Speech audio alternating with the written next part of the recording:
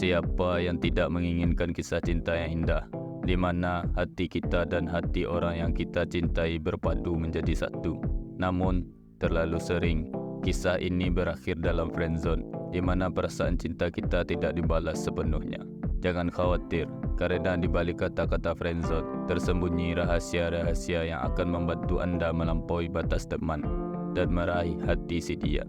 Mari kita temukan cara untuk terhindar dari friendzone dan memenangkan hati orang yang kita cintai dengan cara berkelas ini. Pertama, kembangkan diri secara pribadi. Fokuslah pada perkembangan diri dan kehidupan Anda. Hal ini mencakup pendidikan, karir, hobi yang membuat Anda menarik dan percaya diri. Wanita cenderung tertarik pada pria yang memiliki minat dan bakat yang khas. Contohnya, Anda bisa mengasah kemampuan berbicara di depan umum atau mendalami passion di bidang tertentu seperti seni dan olahraga. Yang kedua, ketahui kepribadian wanita yang Anda minati. Berusaha memahami kepribadian wanita yang Anda dekati. Setiap wanita unik, dan dengan memahami kepribadiannya, Anda bisa menyesuaikan pendekatan Anda dengan lebih baik. Misalnya, jika dia tipe yang suka humor, Anda bisa menghibur dan menyenangkan ketika berada di dekatnya. Ketiga, bangun koneksi emosional. Kembangkan koneksi emosional dengan wanita idaman Anda.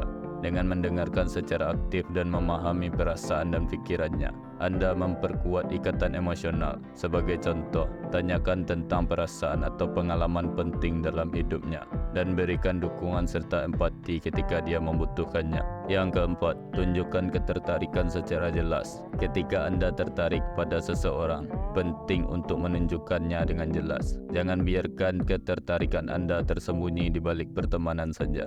Berani untuk mengungkapkan perasaan Anda secara tulus dan jujur. Misalnya, katakan padanya bahwa Anda mengaguminya dan ingin lebih mengenalnya lebih baik. Yang kelima, hargai batas dan kehendaknya. Meskipun Anda tertarik pada wanita tersebut, ingatlah untuk menghargai batas dan kehendaknya.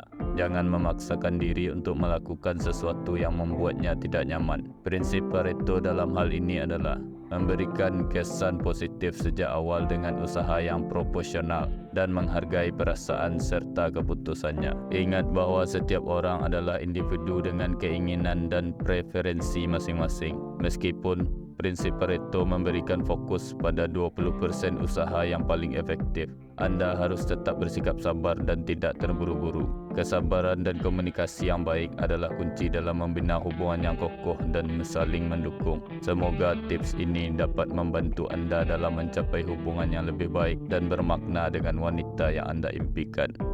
Semoga kelak selimutku adalah kamu yang senantiasa menghangatkanku dikala dingin menyerang tubuh dan jiwaku.